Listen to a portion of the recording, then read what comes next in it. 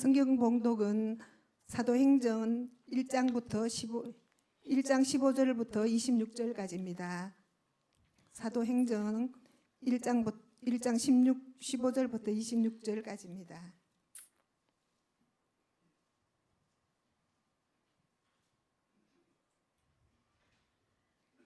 모인 무리의 수가 약 120명이나 되더라. 그때 베드로가 그 형제들 가운데 일어서서 이르되, 형제들아, 성령이 다윗의 입을 통하여 예수 잡는 자들의 길잡이가 된 유다를 가리켜 미리 말씀하신 성경이 응하였으니 마땅하도다. 이 사람은 본래 우리 수 가운데 참여하여 이 직분의 한 부분을 맡았던 자라. 이 사람이 불의의 삭스로 밭을 사고 후에 몸이 곤두박질하여 배가 터져 창자가 다 흘러나온지라. 이 일이 예루살렘에 사는 모든 사람에게 알려져 그들의 말로는 그 밭을 아겔다마라 하니 이는 피밭이라는 뜻이라. 시편에 기록하였으되 그의 거처를 황폐하게 하시며 거기 거하는 자가 없게 하소서 하였고, 또 일렀으되 그의 직분을 타인이 취하게 하소서 하였도다. 이러함으로 요한의 세례로부터 우리 가운데 올려져 가신 날까지 주 예수께서 우리 가운데 출입하실 때에 항상 우리와 함께 다니던 사람 중에 하나를 세워 우리와 더불어 예수께서 부활하심을 증언할 사람이 되게 하여야 하리라 하거늘, 그들이 두 사람을 세우노니 하나는 바사바라고도 하고 별명은 유수도라고 하는 요셉이요 하나는 matthe아라. 그들이 기도하여 이르되, 무사람의 마음을 아시는 주여, 이 두 사람 중에 누가 주님께 택하신 바 되어 봉사와 및 사도의 직분을 대신할 자인지 보시옵소서. 유다는 이 직무를 버리고 제 곳으로 갔나이다 하고 제비 뽑아 matthe아를 얻으니 그 11 사도의 수에 들어가니라. 아멘. 오늘 강사 목사님을 소개해드리겠습니다. 강사 목사님은 우리 교회와 성도들을 가장 잘 이해하고 또 사랑하시는 분입니다. 목사님께서 나오실 때 자주 보지만 할렐루야로 환영해 주시기 바랍니다.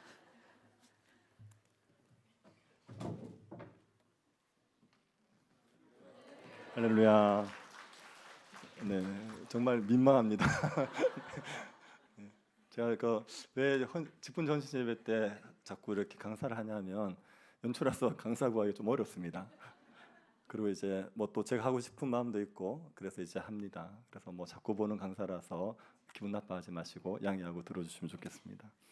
제가 교육전도사 때 애들 데리고 수련회를 하는데 어떤 수련을 했냐면 직업 찾기 수련을 한번 했습니다. 그래서 애들이 진로에 대한 고민이 많아서 수련회 컨셉 자체를 직업 찾기로 만들어서 강사를 한 10명 정도 초청한 것 같아요. 그래서 다양한 강사 들어보게 하고 그리고 자기의 진로에 대해서 고민해보게 하는 시간을 가졌습니다. 그때 활동 중에 하나를 뭘 시켰냐면 애들한테 설문지를 주고 가서 조사를 해보라 그랬어요. 그 직업에 대해서 어떤지를 한번 조사해보고 질문 중에 하나 이걸 물어보라 그랬습니다. 로또에 당첨이 되어도 그 일을 하시겠습니까? 그걸 물어보라 그랬어요. 그래서 이제 직업을 돈 때문에 하는 건지 아니면 정말 사명감이 있어서 하는 건지를 확인해 보라고 그 질문을 이렇게 줬어요. 그런데 이제 애 중에 하나가 교회 부목사님을 찾아간 거예요. 그리고 그 질문을 한 겁니다. 로또를 당첨되어도 목회를 하시겠습니까? 이걸 물어본 거예요. 그런 거 물으면 안 되거든요. 근데 그걸 물어본 거예요. 근데 제가 그 옆에 있었는데 그 물으니까 이 부목사님이 안 한다 그런 거예요. 나는 로또가 당첨되면 목회 그만두겠다 이렇게 얘기하는 겁니다. 제가 그때 교육전도사 때인데 너무 충격을 받았어요. 아니 어떻게 목회라는 직을 이게 로또가 당첨된다고 안 할 수가 있을까? 그렇게 생각이 들어서 너무 충격을 받았어요. 그래서 정말 이해가 안 됐었습니다. 근데 목회를 해보니까 이해가 돼요. 네, 목회를 해보니까 이해가 돼요. 왜 그분이 그렇게 얘기하셨는지 이해는 돼요. 근데 이게 안타까운 점은 뭐냐면 이게 목회가 힘들고 또 이제 직분을 감당하는 게 힘드니까 직분에 대한 영광을 잃어버렸다. 이게 직분이 얼마나 영광스러운 건지를 잃어버리니까 그러니까 어쩔 수 없이 해야 되는 것처럼 그렇게 된 상황이 너무 안타깝다 그런 마음이 듭니다. 직분은 되게 영광스러운 거지 않습니까? 그래서 직분에 대한 영광을 아는 사람들은 이거를 어떤 것과도 바꾸려고 하지 않습니다. 여러분에게 누가 만약에 1억을 줄 테니까 장로, 집사, 권사를 그만둬라. 그만두시겠습니까? 그만둘 분위기인데요. 이런 거 너무 많네. 1,000만 원. 우리에게 직분의 영광을 알면 이게 물질의 문제가 아니라 이 영광 때문에 우리가 이것을 포기할 수 없죠. 힘들고 어려워도 감당하게 되는 겁니다. 그래서 직분이 얼마나 영광스러운지를 우리가 알아야 됩니다. 왜 직분이 영광스럽습니까? 우리가 오늘 본문을 통하여서 왜 직분이 영광스러운지 한번 생각해 보도록 하겠습니다. 그리고 우리가 교회에서 직분을 받았다는 게 너무 영광스러워서 그 영광 때문에 직분을 아주 충성스럽게 감당하는 그런 사람들이 되면 좋겠습니다. 제가 직분자에 대해서 설교를 준비하려고 하면서 저 안에도 약간 헷갈렸던 게 있습니다. 여러분, 직분자의 범위는 어디까지입니까? 네, 저기 장로님들 직분자 맞죠? 그러면 권찰은 직분자입니까, 아닙니까? 네, 전도회 회장은 직분자입니까, 아닙니까? 네, 다 직분자로 할까요? 네, 이게 약간 헷갈리더라고요. 그래서 직분자의 범위, 우리가 직분자 헌신 예배를 드리는데 어디까지가 직분자냐, 이게 조금 헷갈리더라고요. 그래서 헌법을 찾아봤죠. 우선 성경에서 직분을 얘기할 때는 3가지 직분밖에 없습니다. 목사, 장로, 집사 3가지밖에 없습니다. 그것도 이제 목사를 특별하게 구분하지 않고 이제 뭐 감독이라고 얘기하기도 하고 장로라고도 얘기하기도 하죠. 그래서 가르치는 장로, 다스리는 장로, 그다음에 집사. 이게 이제 직분자예요. 성경에서 말하는 직분자예요. 성경에는 뭐 권사, 서리, 집사 이런 게 없습니다. 요 3가지 직분만 있습니다. 우리 헌법에는 직분자를 3종류로 나눠요. 그래서 항존직, 그다음에 임시직, 그리고 준직원, 그렇게 3종류로 나눕니다. 항존직은 뭐냐? 이게 목사, 장로, 집사예요. 이거는 교회가 있으면 언제든지 있어야 되는 겁니다. 그렇기 때문에 이제 항존직이라고 얘기합니다. 그다음에 임시직이라는 게 있습니다. 임시직은 교회가 필요해서 그래서 세우는 겁니다. 보통 이렇게 항존직 같은 경우에는 투표를 하죠. 투표하고 선출하고 안수해서 세웁니다. 그리고 이 항존직은 한번 세워지면 70세가 되는데 임시직은 교회가 필요에 따라서 세우는 직분입니다. 그래서 전도사, 권사, 서리집사, 이게 헌법에서는 이게 임시 직원으로 되어 있습니다. 그 다음에 준직원이라는 게 있습니다. 준직원은 뭐냐면 직분자가 되기 위해 준비 과정에 있는 사람들을 준직원 그럽니다. 교회 보면은 우리가 강도사라고 있죠. 그래서 이제 강도사 그러면 자꾸 강도짓 한다고 생각하는데 그거 말고요. 강독입니다. 강독. 이게 설교할 수 있는 권한을 가지는 설교할 수 있는 권한이 주어지는 걸 가리켜서 강도권이라 그러는 겁니다. 그래서 그거를 획득했다 해서 강도사가 되는 거예요. 그다음에 목회 후보생이 있습니다. 이 사람들은 목사가 되기 위한 거예요. 항존직이 되기 위한 거예요. 그래서 준비하는 과정이 있기 때문에 준직원 이렇게 표현합니다. 그래서 헌법은 3가지로 나누는 거예요. 그러면 헌법에서 얘기할 때 직분 그러면 어디까지가 되겠습니까? 이제 권사, 서리, 집사까지가 되는 거예요. 그런 다음에 뭐 전도사님들, 권사님, 강도사님들 이런 분들도 되는 겁니다. 근데 일반적으로 직분자라고 교회에서 얘기할 때는 어떤 사람들을 직분자로 얘기하냐면 교회가 임명하는 사람들을 직분자로 얘기해요. 우리가 지난주에 직분자 임명식을 했죠. 그래서 교회에서 나눠줬던 프린터물에 거기에 이름이 있지 않습니까? 그 사람들은 다 직분자인 거예요. 그럼 이제 교사는 직분자입니까, 아닙니까? 우리 샬롬 찬양팀, 찬양대원들은 직분자입니까, 아닙니까? 직분자예요. 거기 이름이 있었잖아요. 그래서 교회가 임명을 하면 그러면 직분자인 겁니다. 근데 교회가 임명하지 않지만 직위를 가지는 경우가 있죠. 예를 들어서 전도회장. 전도회장은 교회가 임명하지 않죠. 전도회장은 직분자가 아니에요. 엄밀하게 따지면 그거는 직책이라고 얘기해요. 직책. 그래서 교회가 임명하는 사람들은 다 직분자. 그 외에 교회가 필요에 따라 세우는, 예를 들어서 전도에서 회계를 세웠다, 이런 건 다 직책. 그래서 그렇게 구분을 하시면 됩니다. 그래서 여러분이 교회에서 임명을 받았으면 다 직분자다, 그렇게 이야기하면 되고, 우리가 이렇게 얘기할 때가 있습니다. 교회는 직분자를 통해서 하나님께서 통치하는 거예요. 주님이 교회를 통치하는 2가지 방법. 첫 번째는 말씀, 두 번째는 직분. 이 2가지로 통치합니다. 말씀을 주시고 순종하러 가는 게 직분 통치하신 하나의 방법이고, 그 다음에 직분자를 통해서 통치하는 게 또 하나의 방법이에요. 그렇게 교회를 주님이 직분자를 통해서 통치한다고 말할 때는 그때는 목사, 장로, 집사인 겁니다. 그러나 일반적으로 이제 직분자를 교회에서 얘기할 때는 임명받은 사람들은 다 직분자다, 그렇게 이야기됩니다. 이런 예를 가지고 보시죠. 직분자는 굉장히 영광스럽습니다. 직분자가 영광스러운 2가지 이유를 제가 말씀드릴게요. 첫 번째는 직분자는 누가 세우냐면 하나님이 세우시는 거예요. 하나님이 세운다는 것 자체 때문에 너무나도 영광스럽습니다. 대통령이 우리에게 어떤 직책을 줘도 되게 영광스럽게 생각하지 않겠습니까? 그런데 만왕의 왕이신 하나님이 우리에게 교회의 직분을 주시는 겁니다. 그러니까 이게 얼마나 영광스럽겠습니까? 하나님께서 직분자를 세우십니다. 세울 때 어떤 방식으로 세우시겠습니까? 맏대아를 세울 때는 제비뽑기를 통해서 세웠습니다. 그러면 오늘날은 직분자를 세울 때 어떤 방법으로 세우겠습니까? 이게 맏대아를 세우는 방식과 비슷하게 세웁니다. 맏대아를 처음부터 제비 뽑지 않았습니다. 처음에는 자격 조건을 정했죠. 사도들이 사도가 될 수 있는 자격 조건을 먼저 정했습니다. 1장 21절 22절 한번 보십시오.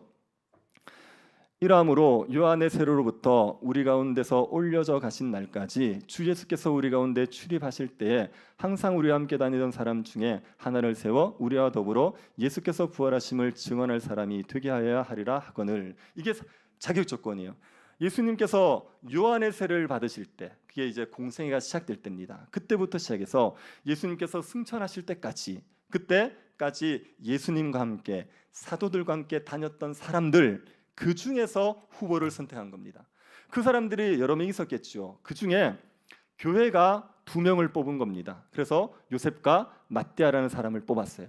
그리고 마지막 최종적인 결정은 누가 하십니까? 하나님이 하시는 거예요. 제비뽑기를 통하여서 하나님이 하시는 겁니다. 사람이 제비를 뽑지만 주관하시는 분은 하나님이시죠. 그것 때문에 하나님이 뽑으셨다, 예수님이 뽑으셨다고 얘기할 수 있죠. 이 방식으로 사도가 세워졌습니다. 근데 오늘날은 제비뽑기의 방식으로 세워지지 않습니다. 오늘날은 선거의 방식으로 세워지죠. 근데 오늘날 직분자를 세우는 하나님의 방식은 5가지의 단계를 거치게 되어 있어요. 첫 번째 단계는 소명의 단계입니다. 하나님께서 부르심이 있습니다. 직분자를 부르실 때 하나님의 부르심은 내적 부르심과 외적 부르심 2가지가 있습니다. 내적 부르심이라는 건 이런 겁니다. 내가 직분자가 되고 싶은 거예요. 내가 장로가 되고 싶고, 내가 권사가 되고 싶고, 내가 집사가 되고 싶은 마음이 생기는 겁니다. 이런 마음을 왜 가지게 했습니까? 내가 계급을 이렇게 생각하는 게 아니라 이거는 교회를 섬기는 일이잖아요. 그 교회를 섬기는 영광스러운 일을 하고 싶은 마음이 드는 거예요. 이게 이제 내적 소망입니다. 그래서 여러분, 장로를 세울 때 첫 번째 자격 조건이 뭡니까? 선한 일을 사모하는 사람. 그래서 장로나 집사나 권사는요, 하고 싶지 않은 사람에게 억지로 시키지 않는 겁니다. 이게 얼마나 무거운 일입니까? 그런데 그걸 하기 싫은 사람에게 억지로 시키면 안 되거든요. 그래서 선한 일을 사모하는 마음이 있어야 돼요. 이게 내적 소명이 있다는 얘기입니다. 내적 소명만 있으면 안 되고요, 외적 소명이 있어야 돼요. 외적 소명은 뭐냐 하면 그 사람이 장로나 권사나 집사로 부름받았다는 것을 사람들이 인정할 수 있어야 됩니다. 여러분, 장로라는 직책을 하려고 그러면 어떤 은사가 있어야 되죠? 장로는 어떤 은사가 있어야 됩니까? 장로는 은사가 있어야 됩니까? 어떤 은사가 있어야 되죠? 이게 다스리는 은사가 돼요. 그래서 장로가 되려고 그러면 어떤 조직에 딱 들어가면 그 조직을 잘 다스려낼 수 있어야 됩니다. 그 다음에 집사는 어떤 은사가 있어야 됩니까? 구제 은사가 있어야 돼요. 목사는요, 가르치는 은사가 있어야 돼요. 그게 은사가 있어야 돼요. 사람들이 저 사람이 장로가 될 만한 사람이구나, 집사가 될 만한 사람이구나, 이거를 알아야 된단 말입니다. 그게 외적 소명이 있다는 거예요. 그래서 그 사람, 나는 너무 장로를 하고 싶은데 다스리는 은사가 없습니다. 어떤 조직에 들어가면 조직을 망치는 거예요. 이거는 내적 소명은 있어도 외적 소명은 없는 거예요. 그러니까 남들이 봐도 인정할 만한 그런 소명이 있어야 됩니다. 요 소명이 있다는 걸 확인하는 과정이 뭐냐면 선거예요. 그래서 첫 번째가 소명이고, 두 번째가 선거의 방식입니다. 선거를 할 때 이것이 하나님께서 세우시는 방식으로 오늘날 선거를 쓰시는 겁니다. 제비뽑기의 방식이 하나님이 세우시는 방식이라고 생각해서 할 수 있죠. 예전에 우리 총회에서 총회장을 뽑을 때 제비뽑기의 방식을 썼어요.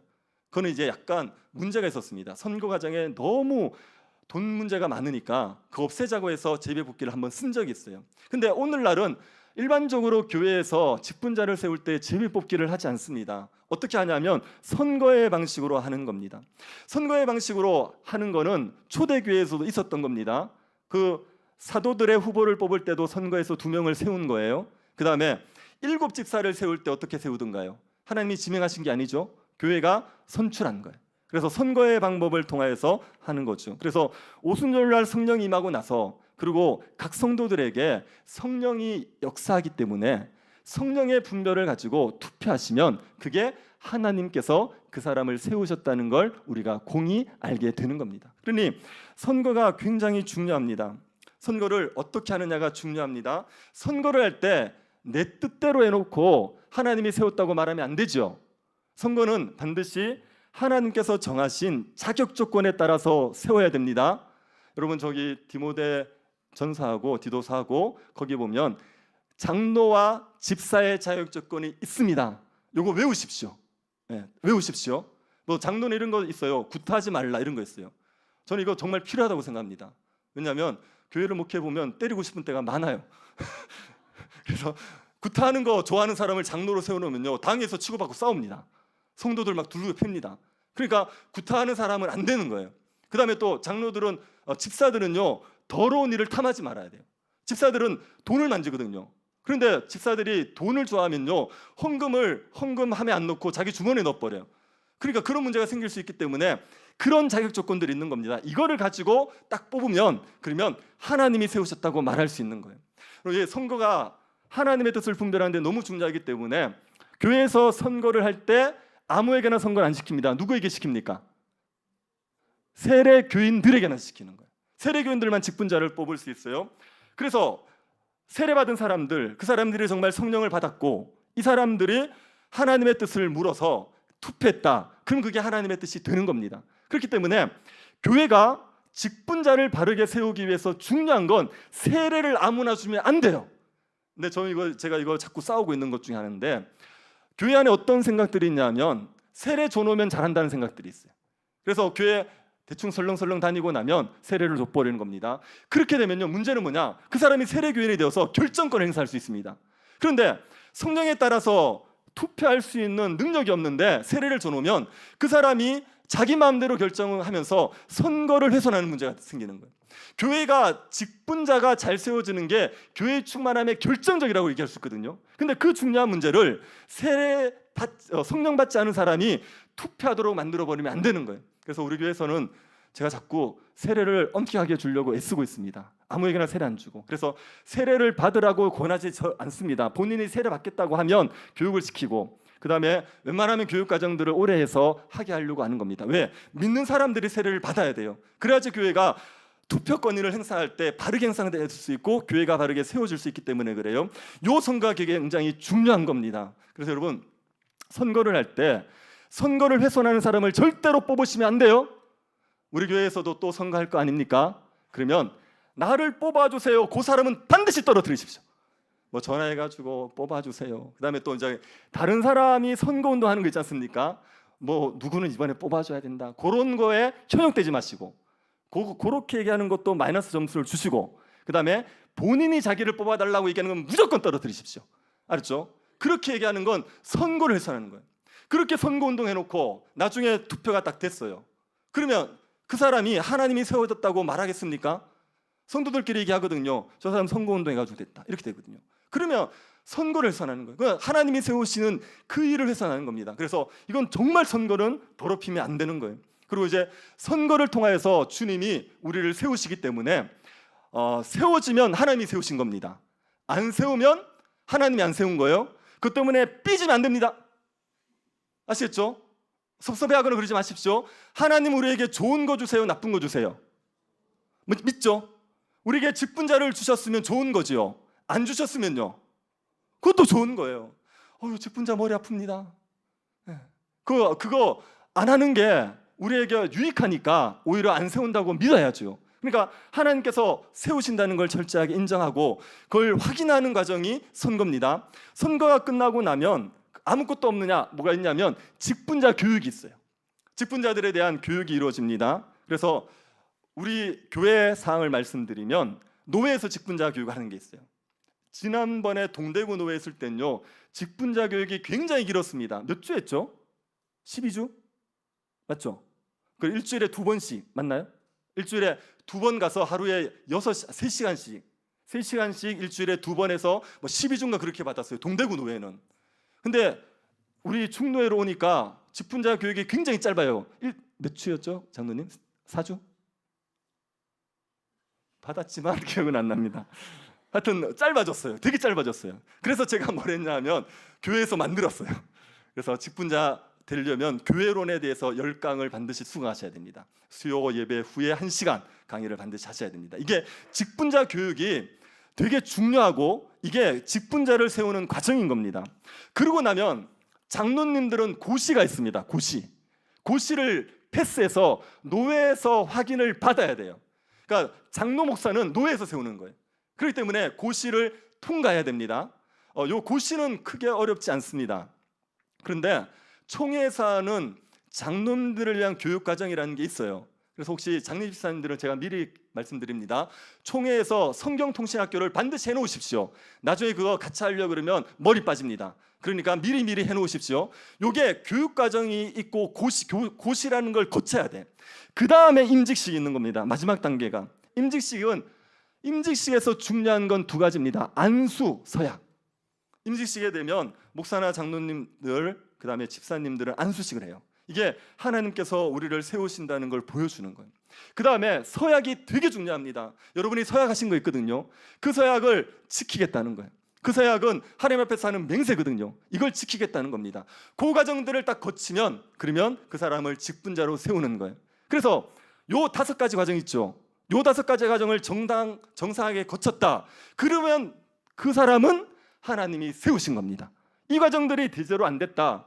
그래서 예를 들어서 교육을 안 받았다, 고시를 안 했다 이러면 편법으로 된 거예요. 그럼 이제 하나님이 세웠다고 얘기할 수 없죠. 그러나 정상적으로 5가지의 과정을 다 거치면 그 사람은 하나님이 세우신 겁니다. 네, 다시 한번 정리해 봅시다. 첫 번째 과정이 뭐라고요? 소명. 두 번째 선거. 세 번째 교육. 네 번째 고시. 5번째 임직. 요 과정입니다. 이게 지금 하나님께서 교회를 직분자를 세우시는 방식인 겁니다. 하나님이 5가지의 과정을 거치는데 제가 설명하지 않았지만 그 전에 하나의 과정이 더 있습니다. 뭐냐면 훈련의 과정이 있어요. 하나님께서 직분자를 세울 때요, 뭐 예수 믿었는데 바로 세우고 이렇게 안 되거든요. 하나님께서 오랜 과정을 훈련시켜서 세웁니다. 마띠아의 경우에는 하나님께서 언제부터 마띠아를 사도로 훈련시켰을까요? 마띠아가 언제부터 예수님과 함께 있죠?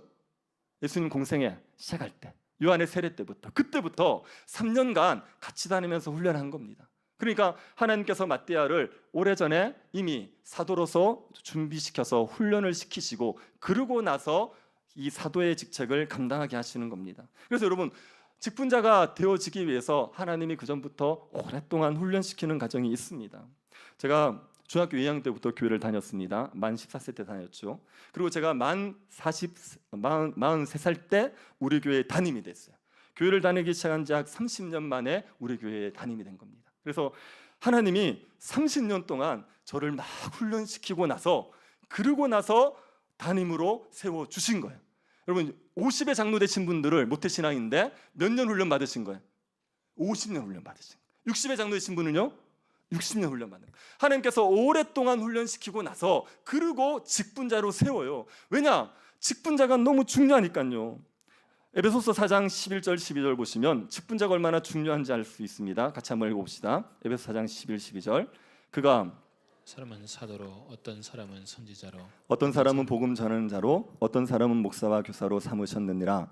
이는 성도를 온전하게 하여 봉사일을 하게 하며 그리스도의 몸을 세우려 하심이라. 하나님이 교회에 주시는 선물 2가지. 첫 번째가 은사, 두 번째가 직분이거든요. 직분을 주셔서 그리스도의 몸을 세우려는 겁니다. 성도를 온전케 하는 겁니다. 온전한 성도는 봉사할 수 있는 성도예요. 그게 그리스도를 닮은 성도예요. 그렇게 살아가는 성도를 만들어내기 위해서 직분자를 세우는 거예요. 그래서 교회에 직분자가 잘 세워지면 그 직분자로 말미암아 교회가 세워지는 겁니다. 교회가 영광스럽게 세워져요. 하나 예수 그리스도를 닮은 자들이 많아지는 교회로 세워질 수 있게 되는 겁니다. 그래서 직분자가 너무나도 중요하기 때문에 아무나 세우지를 않고 훈련시켜서 세우시는 겁니다. 여러분, 직분자에 대한 중요성을 얘기할 때 어느 정도까지 얘기하냐면 직분자가 없으면 교회가 없다고까지 얘기할 정도로, 이걸 그래서 반론을 제기하시는 분들도 있는데 직분자가 없으면 교회가 없다고 얘기할 정도로 직분자는 굉장히 중요합니다. 자, 교회의 표지, 저 교회가 진짜냐 가짜냐는 걸 알 수 있는 표지 3가지가 뭡니까? 첫 번째, 바른 말씀의 전파. 두 번째, 바른 성례의 시행. 세 번째, 바른 권징의 시행. 그 세 가지입니다. 말씀과 성례와 권징이 바르게 행해져야 돼요. 그런데 바르게 말씀을 전할 수 있는 목사가 없어요. 바르게 교회를 복음적으로 다스릴 수 있는 장로가 없어요. 그런데 바른 말씀이, 바른 성례가, 바른 권징이 이루어질 수 있겠습니까? 그러니까 직분자가 없으면 교회가 없다고 얘기할 정도로 굉장히 직분자가 중요합니다. 그래서 우리끼리 알고 넘어갑시다. 한국 교회가 무너진 데 이유 중에 하나는 직분자를 함부로 세운 거예요. 두 가지, 세례를 함부로 준 거. 예수를 안 믿는 사람을 세례 교인으로 인정하고 준 거. 그래서 세례 문턱을 완전히 낮춰버렸잖아요. 그래서 교회 안 다녔는데 군대에서 몇 번 첩고파이 먹으러 갔는데 세례를 줘버리는 거예요.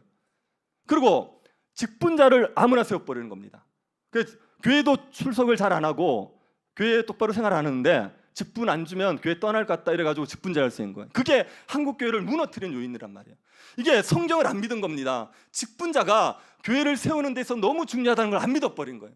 그렇잖아요. 직분자는 교회를 세우는 데 너무 중요해요. 그래서 하나님께서 오랫동안 훈련시켜서 그 사람들을 직분자로 부르시고 직분자로 세우게 되는 겁니다. 그럼 우리가 하나님께서 직분자로 우리를 세우셨다는 걸 믿읍시다. 이걸 믿는 건 우리가 직분을 감당하는 데 모든 태도를 결정짓게 되어 있습니다. 만약에 하나님이 나에게 직분을 주셨다고 믿으면, 그러면 그 직분을 함부로 팽개칠 수 있습니까? 나에게 어려움이 있다고 해서 그 직분을 팽개칠 수 있습니까? 안 됩니다. 하나님이 나에게 직분을 주셨다고 믿으면 내 마음대로 직분을 감당할 수 있을까요? 그렇게 못합니다. 하나님의 뜻을 반드시 묻게 되어 있어요. 저는 목사잖아요. 하나님이 저를 목사로 세우셨잖아요. 왜 세우셨겠습니까? 뭐 이렇게 주식 얘기하라고?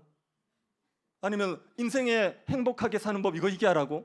아니면 예수 그리스도를 전하라고?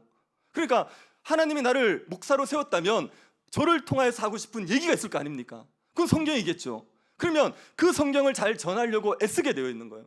장로가 되면 장로로서 어떻게 해야 되는지 하나님의 뜻을 묻으려고 하게 되어 있습니다. 하나님이 나를 세웠다는 걸 믿어버리면, 그러면 내가 하나님의 뜻대로 하려고 애쓰게 되어 있어요.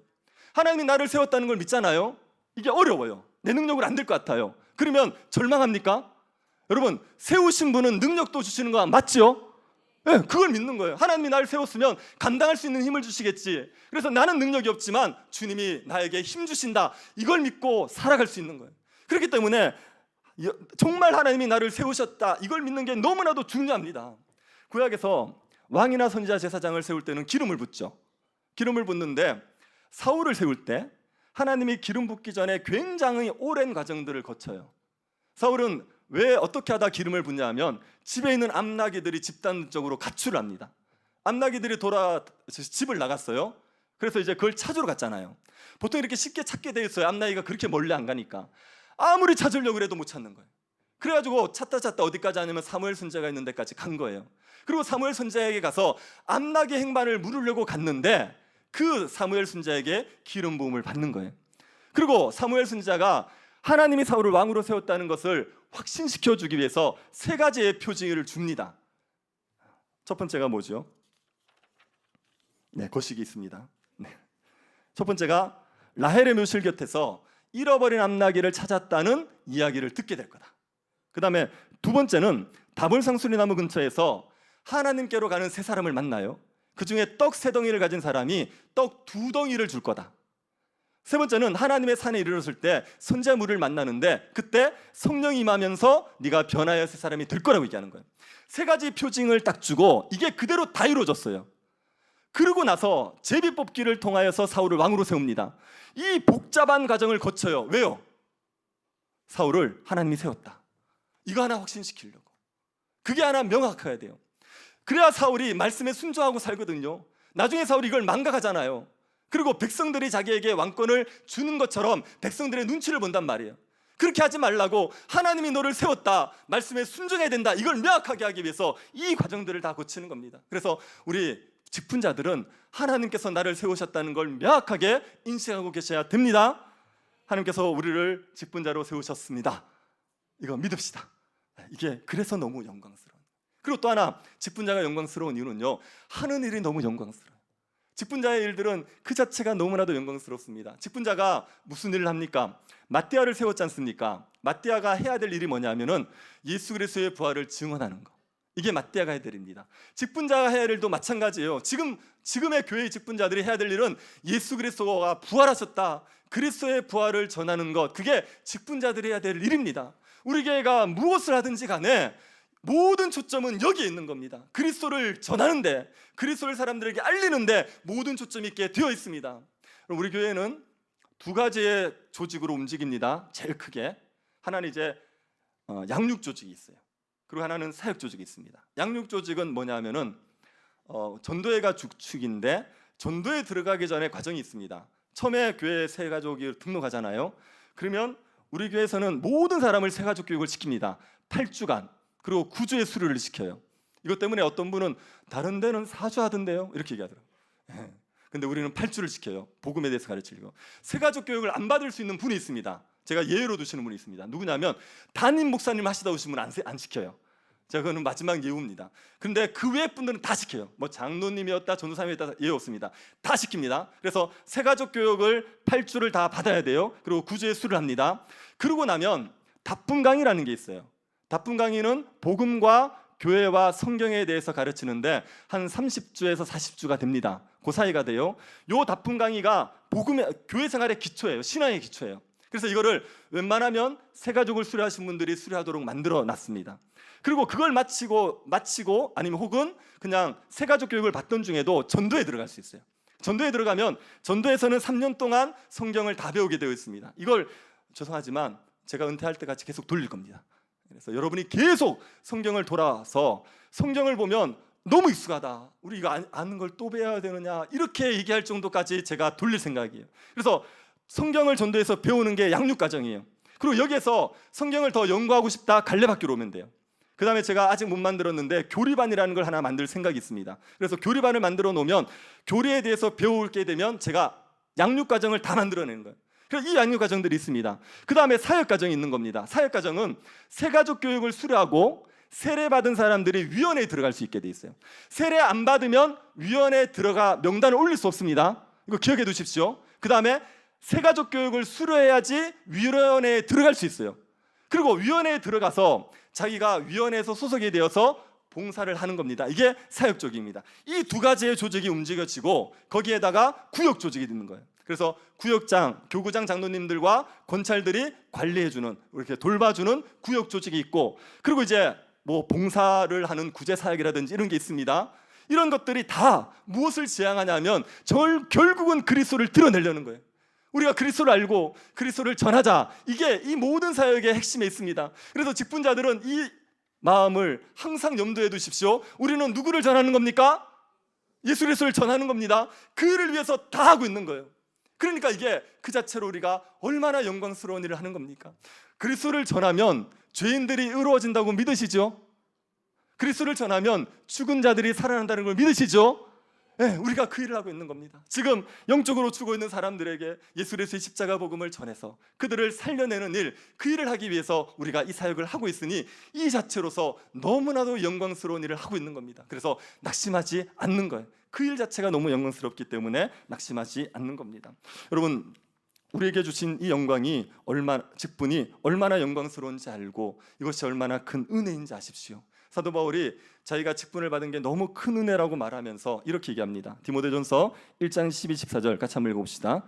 나를 능하게 하신 그리스도 예수 우리 주께 내가 감사함은 나를 충성되이 여겨 내게 직분을 맡기심이니 내가 전에는 비방자요 박해자요 폭행자였으나 도리어 긍휼을 입은 것은 내가 믿지 아니할 때에 알지 못하고 행하였습니다. 우리 주의 은혜가 그리스도 예수 안에 있는 믿음과 사랑과 함께 넘치도록 풍성하였도다. 사도 바울이 왜 은혜라고 생각하냐면 자기가 예전에 비방자요 박해자요 폭행자였거든요. 예수 그리스도를 대적하던 자예요. 죄인이었단 말입니다. 그런 자에게 구원해 주신 것만 해도 큰데 사도라는 직분을 주셨으니 이게 얼마나 영광스럽냐고 얘기하는 겁니다. 여러분이 어디 가서 이제 어릴 때부터 알던 사람들에게 내가 장로다 그러면 깜짝 놀라는 경우가 있죠. 네. 내가 권사라 그러면 네가 권사냐? 네. 제가 이제 목사 됐다 그러면 그렇게 얘기하시는 친구들이 있습니다. 네가 목사가 됐냐? 네. 우리가 예전에 다 그랬던 사람들이거든요. 우리는 이렇게 직분을 받을 만한 사람이 아니었습니다. 구원받기에도 합당하지 못한 사람들이에요. 그런데 우리에게 구원을 주셨을 뿐 아니라 영광스러운 교회의 직분을 주셨으니까 이게 얼마나 은혜입니까? 그 은혜를 망각하지 말고 우리에게 귀한 직분을 주셨다는 것을 기억하고 우리가 충성되게 감당하도록 합시다. 그런데 만약에 우리가 영광스러운 직분을 소홀히 하지 않습니까? 가룟 유다처럼 됩니다. 가룟 유다는 자기의 직무를 버려버렸어요. 그래서 가룟 유다의 직무를 다른 사람이 차지하게 되는 겁니다. 가룟 유다에 대해서 예수님 뭐라 그랬냐면 너 차라리 태어나지 않는 게 나을 뻔하다. 사도라는 직분으로 주어진 게 얼마나 영광입니까? 근데 그 직분을 가볍게 여겨서 그 직분을 빼앗기고 본인은 비참하게 죽은 거예요. 이게 얼마나 안타까운 일입니까? 우리가 직분을 소홀히 감당하면 가룟 유다처럼 돼요. 직분을 팽개치거나 직분을 가볍게 여기면 그러면 우리의 직무는 빼앗기고 우리는 하나님의 징계를 받게 되어 있습니다. 그래서 두렵고 떨림으로 직분을 감당하셔야 됩니다. 저는 교회에서 이렇게 사역을 하는 게 정말 저는 좋거든요. 그래서 저는 좋습니다. 얼굴은 안 그래도 좋습니다. 네, 이제 제가 이렇게 열심히 하는 것 중에 하나의 두려움 같은 게 뭐냐면 제가 이걸 게을리하면 하나님께서 빼앗아서 다른 사람에게 줄 수 있잖아요. 우리 교회가 얼마나 좋습니까? 우리 교회 성도들이 정말 말없이 봉사 잘하시거든요. 얼마나 말을 안 하는데요. 예배 때도 말 안 하고 아멘도 안 하고 얼마나 말 안 하고 봉사 잘하는데요. 이 좋은 교회를 담임하고 있는 게 저는 너무 감사하고 저는 교회에 월요일 화요일 날 출근할 때 조금도 스트레스 안 받습니다. 교회 오는 걸 즐거워하고 교회 일을 더 열심히 하고 싶고 이런 마음이 있어요. 근데 제가 이렇게 대충 하다가 빼앗기면 어떻게 합니까? 그런 두려움이 있기 때문에 제가 열심히 하려고 하는 측면도 있어요. 우리의 직무를 귀하게 여기고 빼앗기지 않도록 하나님 앞에 충성하도록 합시다. 여러분 저기 직분 받을 때 서약했던 거 있어요. 제가 한번 다시 읊어드릴 테니까 이거 기억하시고 충성하셔야 됩니다. 첫 번째, 신구약 성경은 하나님의 말씀이요 신앙과 행위에 대해서 정확무어한 유일한 법칙으로 믿습니다. 이걸 서약하신 거예요. 교회에서 이상한 소리 하시면 안 됩니다. 직분자들이 성경의 축자 영감을 못 믿겠다 그렇게 얘기하시면 안 돼요. 여러분이 서약할 때 뭐라 그랬냐면 신구약 말씀은 다 하나님의 말씀이라고 믿는다고 서약을 하신 거예요. 그러니까 엉뚱한 소리 하시면 안 됩니다.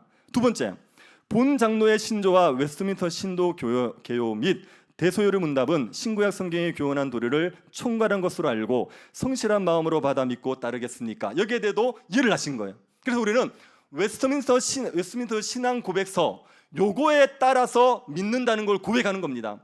성경의 가르침을 웨스트민스터 신앙 고백서가 잘 요약해놨다고 믿는 거예요. 그래서 여러분 칼빈주의를 따르는 가르침이 이건데 알미니안주의나 이상한 소리 하시면 안 됩니다. 성도들도 그런 소리 하면 안 돼요. 그런데 직분자가 웨스트민스터 신앙 고백서를 위배하는 이야기를 하시면 안 됩니다. 성도들을 치료해야 되는데 엉뚱한 소리 하시면 안 되는 거예요. 그 다음에 세 번째, 대구문화교회 장로 집사 권사의 직분을 받아 하나님의 본 장로의 정치와 권징조례와 예배 모범을 정당한 것으로 승낙하겠습니까? 여러분이 예배 모범에 순종하겠다 그러고 직분을 받으신 거예요. 예배 모범에 따르면 성도는 공예배를 참석하도록 되어 있습니다. 저기 신입 권사님들 집사님들 중에 공예배를 다 참석하지 않는 분들이 있어요. 제가 계속 기다리고 있습니다. 제가 개별적인 상담에 들어가기 전에 빨리 공예배를 참석하십시오. 네, 저희가 이거는 원래 교회 자격 조건이기도 하거든요. 권사, 집사, 장로회. 그러니까 이거 넘어서지 마시고 예배에 본이 되셔야 됩니다. 그 다음에 대구문화교회 장로, 집사, 권사의 직분을 받아 하나님의 은혜를 의지하여 진실한 마음으로 본직에 관한 범사를 힘써 행하기로 맹세하셨습니까? 이해했단 말이에요. 그러니까 여러분이 직분자로서 해야 될 일들을 잘 감당하십시오. 여러분 목사는 예수 그리스도를 전하잖아요. 그래서 복음을 잘 가르치는 역할을 해야 됩니다. 그다음에 장로님들의 역할은 뭐냐면요, 성도들이 복음을 따라 살도록 권면하는 거예요. 그래서 신방을 원래 장로님들이 하는 게 장로교회입니다. 그래서 장로님들이 신방 가서 장로님들은 신방을 가면 성도들의 집에 뭘 보셔야 되냐 하면 서재를 보셔야 돼요. 그래서 서재에 반야신경 이런 거 있잖아요. 그런 거 없냐 이걸 보셔야 돼요. 이상한 거 꽂아놓는 거 아니냐, 하나님의 교회 이런 교리서 없냐 이런 걸 보셔야 돼요. 그래서 가르침이 교회의 가르침을 잘 따르고 있느냐 이걸 점검하는 게 장로 역할입니다. 집사 역할은 뭐냐 하면 복음을 누리며 살도록, 교회를 왔는데 너무 가난해요. 그러면 복음을 못 누립니다. 그런 사람들에게 구제를 해줘서 정말 교회 왔더니 정말 실질적으로 삶이 풍성해지는구나, 이걸 맛볼 수 있게 하는 거예요. 그래서 목사는 복음을 가르치고, 장로들은 복음을 따라 살도록 하고, 집사들은 열심히 구제해주고, 그래서 복음을 누리게 해주고, 그게 원래의 직무란 말입니다. 그러니까 그 역할들을 충성스럽게 감당하는 겁니다. 그리고 5번에 본교회 화평과 연합과 성결함을 위하여 진력하기로 맹세하십니까? 직분자들은 싸우면 안 됩니다. 성도들이 싸우는 걸 말려야 되는데 다툼을 일으키거나 분열을 일으키면 안 돼요. 그래서 직분자를 뽑을 때 자격 조건 중 하나가 제 고집대로 안 하는 거예요. 10명이 안 된다고 하는데 혼자 해야 되겠다 우기는 사람을 뽑으면 안 된단 말이에요. 그러면 이제 분란이 일어나잖아요. 그러니까 화평함을 이루어가는 일을 하겠다고 서약을 하신 겁니다. 그래서 이 서약을 지키면서 살아가십시오. 여러분, 이게 가룟 유다는 두 가지 문제 때문에 직분을 버렸습니다. 첫 번째, 돈에 대한 유혹. 이게 표면적인 이유. 근데 가룟 유다에게 더 근본적인 문제는 뭐냐면 사탄의 유혹에 넘어간 겁니다. 사탄이 가룟 유다가 직분을 내팽개게 만든 거예요. 직분자들에게는 공격이 많습니다. 성도들보다 직분자들에게 훨씬 공격이 많습니다. 우리 교회에서 공격을 제일 많이 당하는 사람은 누굴까요? 저입니다. 그러니까 저를 건드리지 마세요. 안 그래도 힘듭니다. 안 그래도 힘든데 자꾸 저를 건드리지 마십시오. 이게 원래 직분자들에게는 공격이 많은 거예요. 사탄이 끊임없이 우리가 직분을 제대로 못 감당하라고 유혹합니다. 그러면 교회가 충만함을 못 누리니까. 그러니까 직분자들을 공격하게 되었어요. 그 유혹에 넘어가지 마시고 하나님 앞에 한 서약을 지켜서 충성되게 직분을 감당하시기를 바랍니다.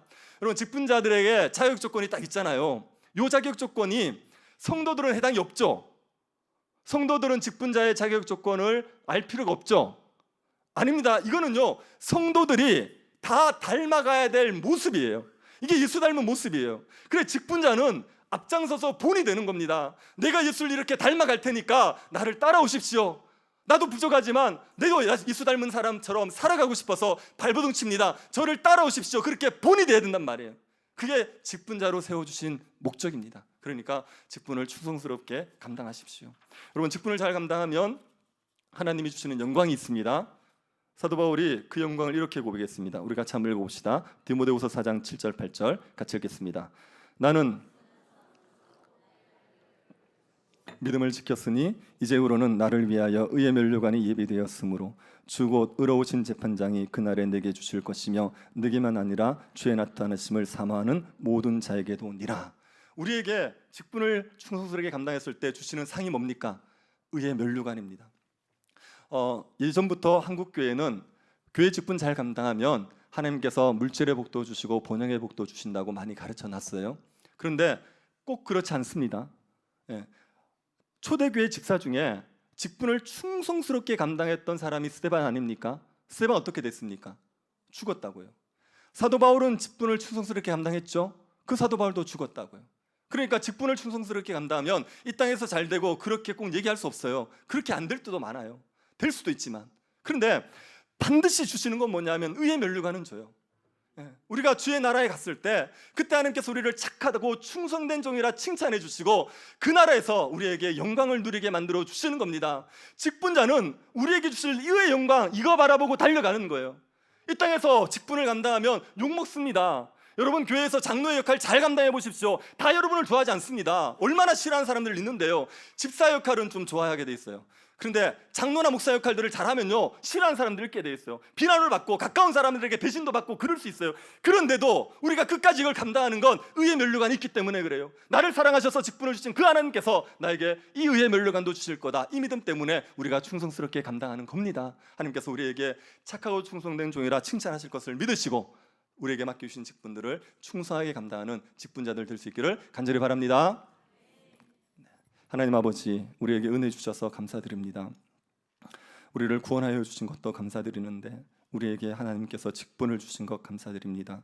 하나님이 직분을 주셨다는 건 믿게 하여 주옵소서. 우리가 하는 일이 얼마나 영광스러운 일인지를 알게 하여 주옵소서. 주님이 주신 직분 충성스럽게 감당하여서 의의 면류관을 얻는 주의 백성들 되게 하여 주옵소서. 걸어가신 예수님 이름으로 기도드립니다.